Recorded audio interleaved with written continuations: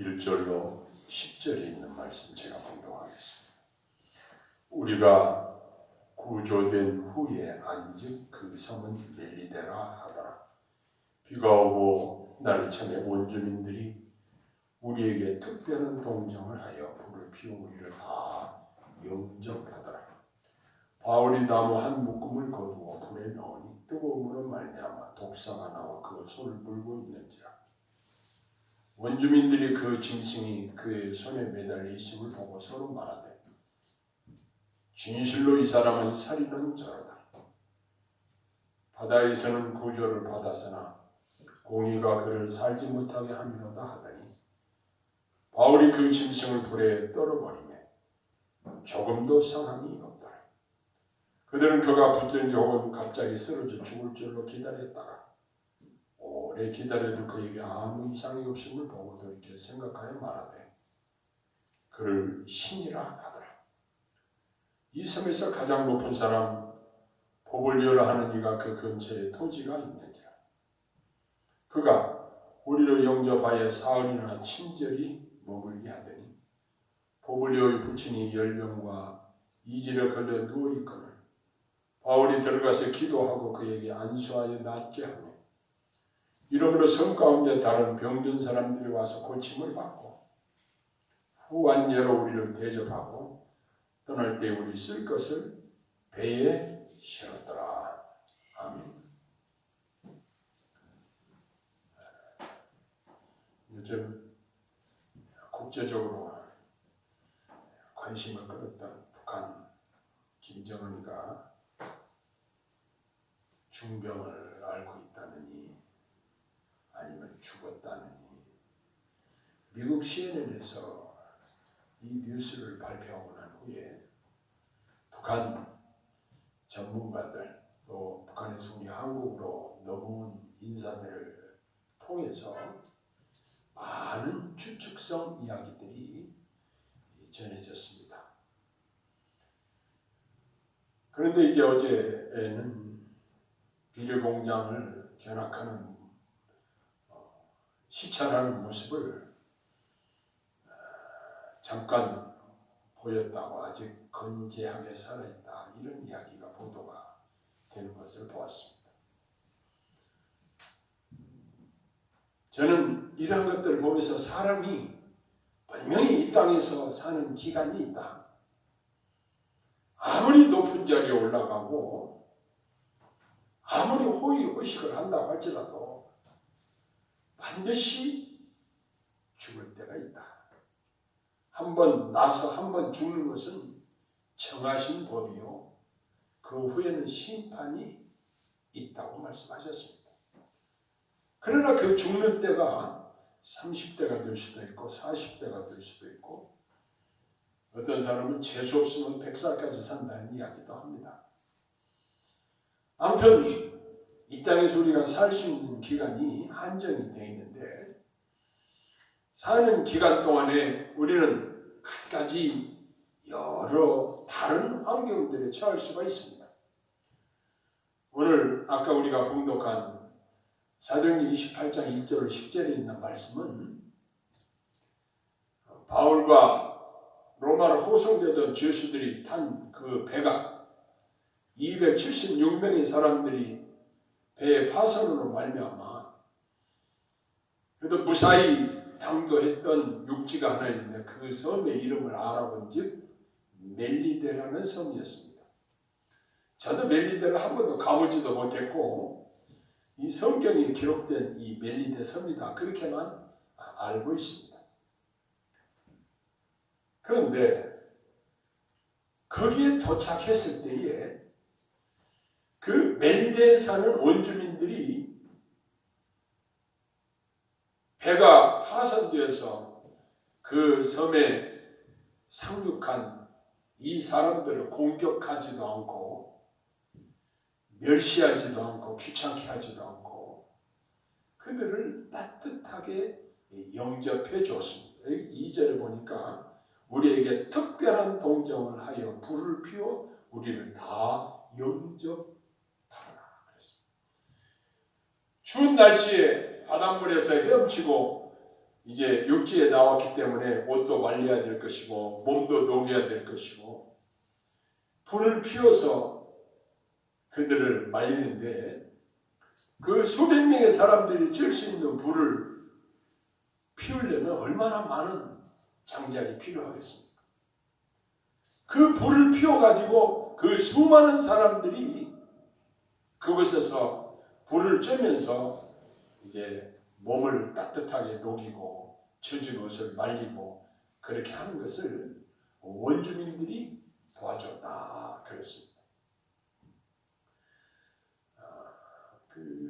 지난번 우리가 봤던 대로 시리아 난민들 전쟁이 나면은 피난 가서 난민들이 어느 나라에 정착을 할까 하고 이 사람들이 배에 너무 많이 타가지고 피난을 가면서 배가 전복되어 가지고 한꺼번에 다 몰살하는 경우도 있고 어느 특정한 나라에 배를 대고 자기들을 난민으로 받아줄 것을 간곡히 요청해도 난민으로 받아주는 나라가 별로 많지 않습니다. 그래서 나라를 잃고 난민으로 이렇게 떠돌아다니는 사람들을 보면은 정말 불쌍합니다. 자기 나라의 이익에 피해가 간다고 하면 받아들이지 않는 것이 대부분 나라들의 행동하는 모습입니다. 그런데 여기 멜리데 섬의 원주민들은 이 사람들을 기쁘게 영접하고 그들을 잘 대접을 했다는 것입니다. 성경에서는 우리에게 이 부분에 대한 지혜를 주시고 있습니다. 손 대접하기를 힘쓰라. 부지 중에 천사를 대접하였느니라. 우리가 이 땅에 살면서 내가 피난민이 될 수도 있고 내가 불쌍한 처지에 처하게 될 수도 있고 정말 불쌍한 사람이 불이 우리가 들어서 다른 사람의 도움을 받지 않으면 살 수 없는 그러한 상황에 처할 수도 있습니다. 그런데 우리가 돈이 많은 사람들을 후대하는 것은 나중에 그 사람에게 뭔가 보답을 기대할 수도 있기 때문에 많은 사람들이 높은 지위에 있고 돈이 많고 세상적으로 권세가 있고 이러한 사람들을 더 가까이 하고 그들을 후대하는 경향들이 있습니다. 그러나 정말 보잘것없고 저 사람 상대해봤자 나에게 아무 이득도 없을 것이다 이렇게 판단이 되는 자들에게는 별로 관심을 기울이지 않습니다. 그런데 성경 누가복음에 보면은 부자와 나사로의 비유를 예수님께서 말씀하시는데 그 이야기 속에 보면은 이 부자는 날마다 화로에 연락을 했다 이렇게 되어 있습니다. 요즘으로 말하면 정말 부유하게 잘 사는 사람이에요. 날마다 잔치를 벌이는 그러한 집이에요. 그런데 대조적으로 거지 나사로가 나옵니다.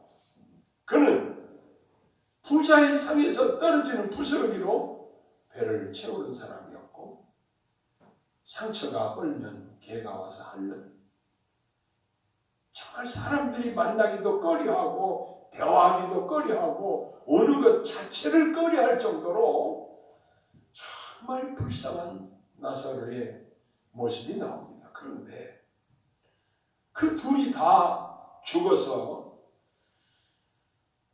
부자는 음부에 떨어지고 나사로는 아브라함의 품에 안기게 되었다는 사실을 말씀하고 있습니다.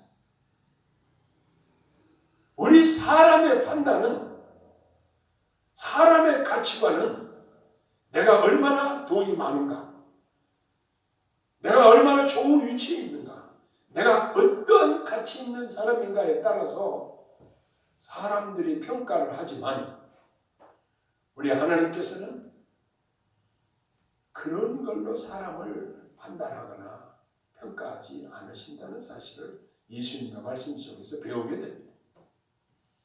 아무튼 배가 파손되어서 아무것도 없이 생명만 건졌던 그 276명의 사람들이 멜리데 섬에 도착했을 때에 그 멜리데 섬의 원주민들은 그들을 아주 따뜻하게 잘 후대를 해 주었다는 사실을 기록하고 있습니다. 그런데 여기 3절을 보니까 바울이 나무 한 다발을 갖다가 불에 집어 넣을 때에 그 뜨거움으로 말미암아 그 나무 다발 속에서 독사가 나와가지고 바울의 손을 물었다 그랬습니다. 그것을 그 불을 쬐고 있는 사람들이 다 같이 목격을 했습니다. 그 뱀이 독이 있는지 없는지 그들은 다 알 것입니다. 분명히 기록되기를 독사라고 기록이 되어 있습니다. 제가 알기로는 독사의 그 이빨에는 가운데에 구멍이 있어가지고 그쪽으로 독이 주입이 된다는 것을 제가 들어서 알고 있습니다. 그러니까 독사에 물리면 아무리 체격이 크고 건장한 사람이라고 할지라도 그 독이 온 몸에 퍼지면 죽게 되어 있는 것입니다. 그런데 여기서 보면은 사도 바울은 배에서 사람들의 생명을 지켜준 생명의 은인이기도 하고 배 안에 있는 사람들을 그들에게 안심을 시켜주고 또한 그들의 생명을 지켜준 은인과도 같은 그러한 사람이기 때문에 사람들에게 대접과 섬김을 받는 것이 마땅하다 이렇게 생각을 할 수도 있었습니다. 그러나 바울 사도는 자기가 직접 나무를 구해다가 불을 피우는 일을 섬기는 일을 감당했다는 사실을 여기서 보면 알 수 있습니다. 우리가 어떤 처지 어떤 형편에 있든지 나와 함께하는 다른 사람들을 섬기는 자세가 매우 중요하다는 사실입니다. 성경적인 리더십의 특징은 무엇인가? 다른 사람을 명령하고 움직이고 내 마음대로 하는 것이 훌륭한 리더십인가? 그것이 아니라 예수님의 말씀에 의하면 큰 자는 많은 사람을 섬기는 자가 되어야 하리라. 이렇게 말씀하시면서 예수님 자신이 나는 다른 사람들을 위한 대성물로 주려고 왔다. 다시 말해서 사람들이 범죄하면 짐승을 잡아다가 그 짐승을 잡아서 피를 제단에 뿌리고 불로 태워서 번제로 하나님 앞에 제사를 드리는 것 같이 예수님의 몸이 우리 죄를 용서하시고 우리를 구원하시기 위해서 십자가의 대속 제물로 예수님이 친히 최고의 섬김을 베풀어 주셨다는 사실을 우리는 알고 믿고 그것 때문에 우리 주님을 예수님으로 모시고 섬기고 있는 것입니다. 그런데 이 지금 바울 사도는 멜리데 섬에서 섬김의 본을 보여주고 있습니다. 우리가 아무리 높은 자리에 올라가고 또 본인이 힘이 있는 자라고 할지라도 내가 할 수 있는 선에서 최대한 다른 사람들을 성심성의껏 섬기는 것이 주님이 우리를 향하신 기뻐하신 뜻이라는 사실을 발견하게 되는 것입니다. 자, 그런데 여기 보니까 왜 하필 여러 사람들의 손이 있는데 사도 바울의 손을 독사가 물었느냐 이것입니다. 독사에 물린 사도 바울을 본 원주민들은 어떻게 평가를 했냐면 이 사람이 틀림없이 살인자다. 바다에서는 구조를 받았지만 이제 여기 와서 저 사람이 틀림없이 죽을 것이다. 그들의 생각은 지금 저 사람이 분명히 살인죄를 지었을 것이다. 그러니 독사가 그 사람을 물었을 것이고 결국은 저 사람이 조금 있으면 쓰러져서 죽을 것이다. 이렇게 예상을 했는데 이 손에 물린 그 독사를 불에 털어버리니까 그 독사가 불에 떨어져서 물론 다 죽었겠죠. 그런데 죽을 줄 알고 기다리고 있었는데 이 사도 바울이 죽질 않거든요. 너무나 희한했습니다. 사람들은 흔히 생각하기를 죄를 지으면 이 땅에서 그 죄에 대한 벌을 받는 것으로 생각하고 있습니다. 물론 범죄한 사람들이 그 범죄의 대가로 이 땅에서 보험을 받는 경우도 허다히 많이 있습니다. 이 메리데섬 원주민들의 생각은 사람들이 죄를 지으면 그 죄값을 이 땅에서 반드시 치러야 된다. 보험을 받게 된다. 이러한 일반적인 생각을 가지고 있었던 것입니다. 그런데 성경에 보면은 특히 구약 성경의 욥기서를 보면은 어느 날 사단이 하나님께 와서 욥이라는 사람을 두고 내기를 했습니다. 하나님 앞에 사탄이 와서 이야기를 하는데 하나님이 자랑했던 한 사람이 있습니다. 이 욥이라는 사람을 봤니? 아, 예, 봤습니다. 그는 경건하고 하나님을 잘 섬기는 사람이다라고 사단에게 하나님께서 욥을 자랑하셨습니다. 그때에 사단은 하나님께 제안을 했습니다. 아니, 욥이 그렇게 하는 것은 하나님이 복을 주셔서 거부가 되게 하시고 잘 살게 해주셨으니까 그렇게 하나님 배신하지 않고 잘 섬기는 것이죠. 만약에 그가 가지고 있는 건강을 빼앗고 그가 가지고 있는 소유물을 빼앗고 다 한번 빼앗아 보세요. 그래도 하나님을 섬기는가? 그래서 하나님과 사단이 내기를 했습니다. 그래서 하나님께서 이 사단에게 욥을 시험하도록 허용을 했습니다. 그래서 욥에게 어떤 일이 벌어졌나요? 자기 재산 다 잃어버리고 자기 자녀들 다 일시에 죽어버리고 자기 몸은 병들어서 정수리에서 발끝까지 성한 곳이 없고 얼마나 고통스러운지 제 가운데 앉아서 기와 조각으로 몸을 긁으면서 가벼운 피부병이었던 거예요.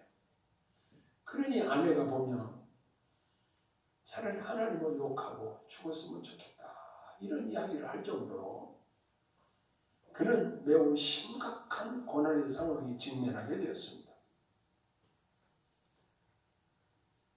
그를 문병하러 왔던 욥의 세 친구들은 욥에게 이렇게 이야기했습니다. 네가 죄를 지었으니까 이런 어려움이 너에게 임한 거야.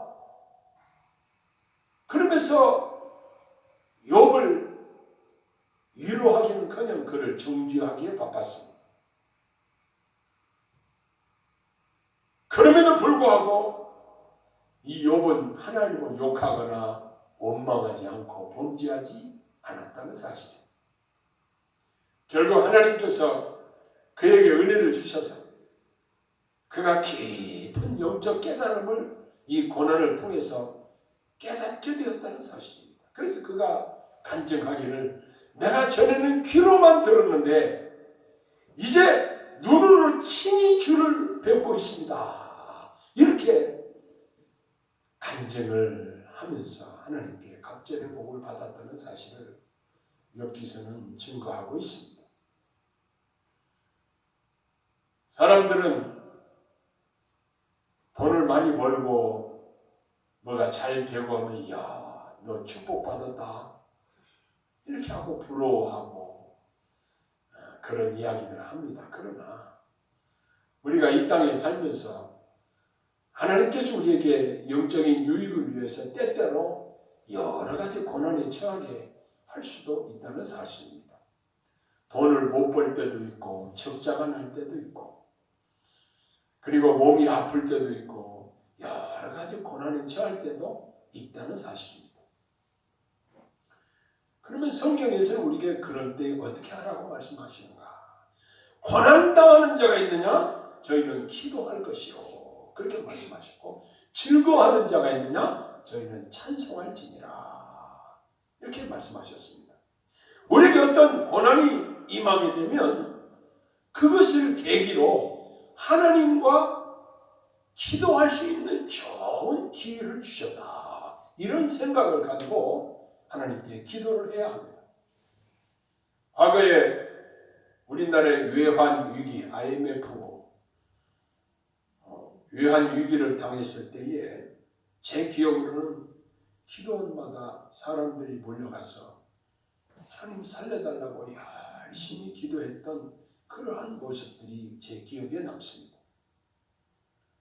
우리가 이 땅에 내가 무엇이 잘 되고 형통하고 그럴 때 하나님을 가까이 하는 것이 아니라 진짜 어려움을 당할 때 그때 더 하나님께 가까이 나아가는 것이구나. 이것을 새삼 공부하게 되었습니다.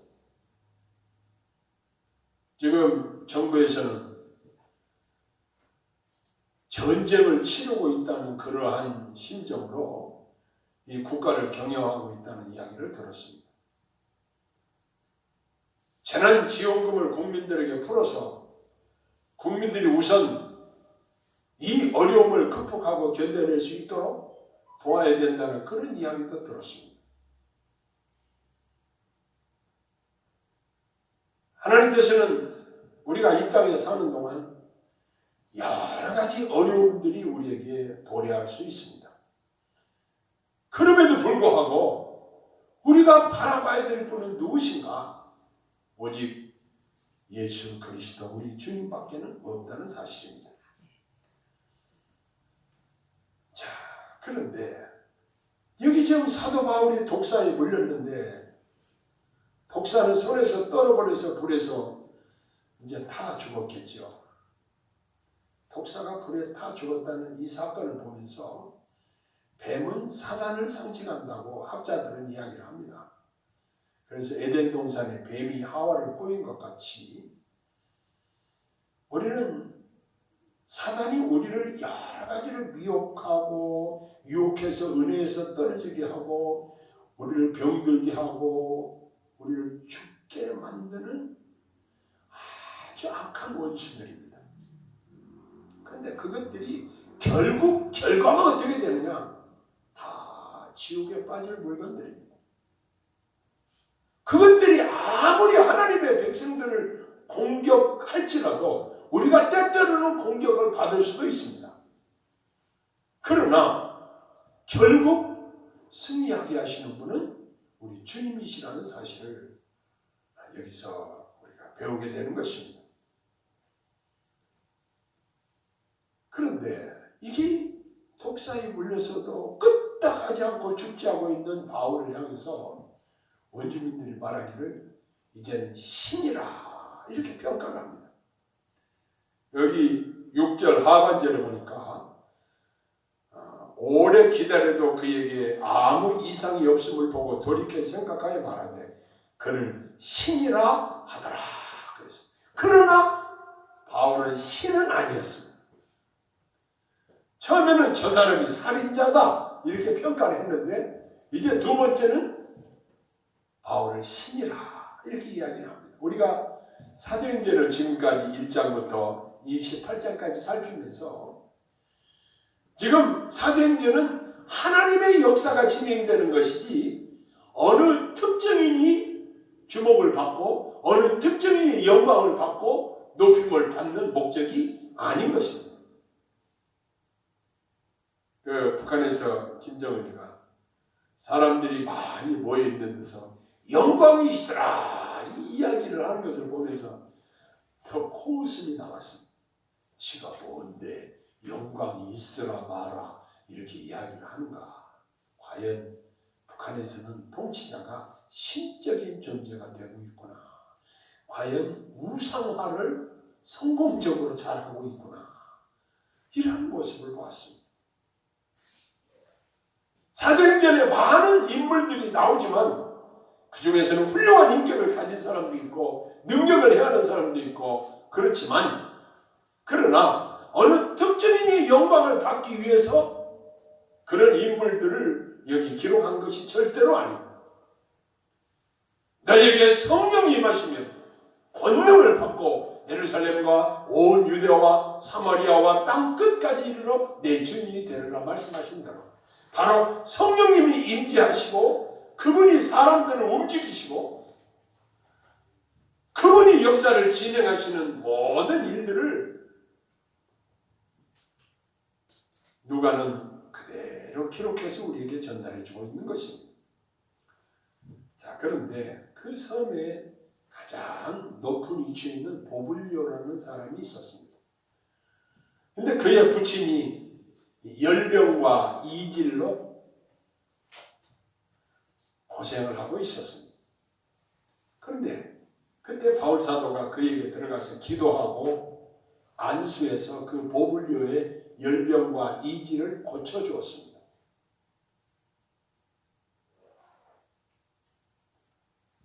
자, 그런데 이 소문이 그 섬에 퍼지니까 그 섬에 있는 많은 환자들이 와서 바울 사도에게 기도를 받고 고침을 받게 되었습니다. 이건 전적으로 하나님이 그들에게 은혜를 베푸신 것이고 하나님께서 그들을 불쌍히 여기신 증거였던 것입니다. 여기서 우리가 또 생각할 수 있는 것은 하나님은 우리에게 맡기신 것이 참으로 귀한 것이 있습니다. 뭘 맡기셨는가? 성령의 능력을 맡기셨고 예수의 이름을 주셨고 복음의 비밀을 우리에게 주셨습니다. 그리고 기도의 응답을 우리에게 허용해 주십니다. 사도 바울만 병자를 위해서 기도하면 낫느냐? 그것이 아닙니다. 예수 그리스도를 믿는 저와 여러분들이 동일하게 믿음으로 병 낫기를 위해서 기도하면 하나님이 뜻이면 고쳐주실 것이고 또 안 고쳐주시는 것도 하나님의 뜻입니다. 그러니까 고쳐주시고 안 고쳐주시는 것은 하나님이 하시는 일이고 우리가 해야 될 일은 기도하는 일입니다. 야고보서 5장에 보면은 너희 중에 병든 자가 있느냐? 교회의 장로들을 청할 것이요 위하여 기름을 바르며 서로 죄를 고하며 기도하라고 말씀하시고 있습니다. 우리는 그 명령에 순종해서 병자가 있으면 그를 위해서 기도하는 것입니다. 왜냐?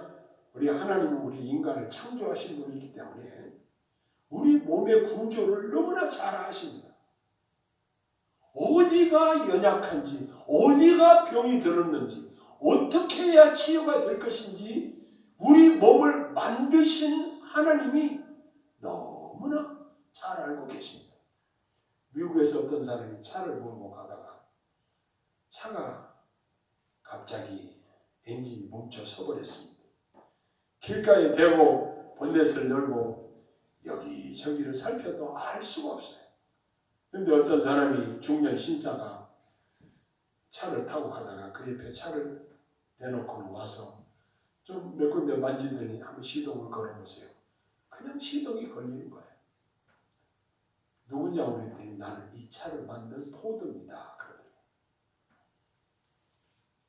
포드 자동차의 사장이 거기 지나가다가 그 자기 회사 차를 간단히 고쳐주고 간 거예요. 자기가 만들었으니 얼마나 그 차를 잘 알겠습니까? 우리 하나님은 우리를 만드신 분입니다. 그러니까 우리가 병들어 있을 때 또 우리의 이웃이 병들어 있을 때 우리는 누구에게 도움을 구하는 것이 가장 지혜로울까요? 나를 지으신 하나님께 도움을 구해야 할 것입니다. 하나님 아버지, 이 환자를 불쌍히 여겨주시고 하나님이 친절하시고 치료해 주세요 하고 우리는 하나님께 도움을 구해야 할 것입니다. 그래서 여기 보니까 그 가장 높은 보블리오라는 사람의 부친의 병, 열병과 이질을 깨끗이 고쳐주고 난 후에 그 섬에 많은 병자들을 고쳐주니까 이건 돈이 들어간 것도 아니었습니다. 하나님이 직접 하신 일이었습니다. 그러니까 그 섬에 있는 사람들이 너무너무 좋아하는 거예요. 질병에 걸려서 고통당하는 사람을 기도하고 안수하고 하나님의 능력으로 그들이 고침을 받으니 이게 얼마나 좋은 일입니까? 그들에게는 어떤 선물을 전달해 준 것보다도 확실하게 좋은 것입니다. 성전 미문에 하마신 장애인이 날마다 구걸하고 있을 때에 베드로와 요한이 그곳을 지나가면서 금과 은은 내게 없거니와 내게 있는 것으로 내게 주오니 곧 나사렛 예수 이름으로 걸으라 할 때에 그가 걷기도 하며 뛰면서 하나님을 찬양했다 그랬습니다. 우리 그리스도인의 자존감이 내 안에 주님이 살아계신다. 이 주님의 이름으로 기도할 때에 주님이 친히 역사하시고 고쳐주시고 자비를 베푸실 때에 내 안에 계신 주님이 영광을 받으시고 또 그 일로 말미암아 우리도 함께 주님과 함께 영광을 받게 되는 것입니다. 그런데 그 결과 어떻게 됐느냐? 그 섬에 있는 원주민들이 10절에 보니까 후한 예로 우리를 대접하고 떠날 때에 우리의 쓸 것을 배에 실었더라 그랬습니다. 그 섬에서 대접을 후하게 받는 것은 물론이고 그 섬에서 떠날 때에 선물까지 배에 아주 풍성하게 실어주었다는 사실입니다. 우리가 이 땅에 사는 동안 무슨 일을 만나든지 누구를 만나든지 어떤 어려움에 처하든지 걱정할 필요가 없습니다. 우리가 어디에 있든지 무엇을 하든지 누구를 만나든지 내 안에 살아계시는 주님이 나를 통해서 은혜를 베푸시고 사람들에게 실제로 영적인 또한 육적인 도움을 줄 수 있는 이러한 기회들을 하나님이 허락하실 때에 우리의 좋은 인간관계가 형성이 되는 것이고 그 안에서 우리는 하나님의 은혜를 풍성하게 누리는 놀라운 복된 삶을 영위하게 될 것이라는 사실을 발견하게 됩니다. 이 멜리네 섬에서 주님께서 바울 사도 일행과 또 멜리네 섬에 있는 원주민들에게 베푸신 주님의 놀라운 은혜를 기록한 이 말씀을 상고하면서 오늘날 이 시대에 사는 우리들에게도 우리 주님이 동일한 풍성한 은혜를 베푸시기를 소원합니다. 기도하겠습니다. 하나님